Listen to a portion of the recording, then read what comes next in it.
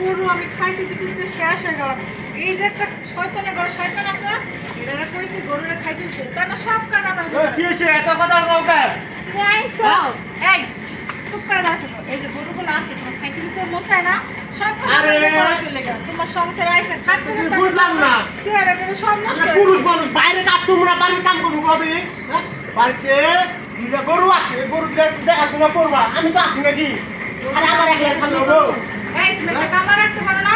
দাও তো আমার চেহারা টেরা এই যে সুন্দর সুন্দর কেমন কালার আছে, আমি কেমন আইছিলাম তুমি আরে জানো? যা, আমি বুঝলাম না, ঠান্ডা পাইতেছি না তো। না, না, আমি আমার এত সুন্দর বরে কাম করাই। হ্যাঁ?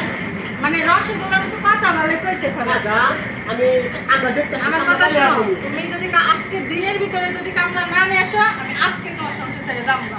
এই যে কয়ে দিলাম। আচ্ছা, আচ্ছা, আচ্ছা, তারপরে কামলা নেবো। আরে, বউটা গেল রে।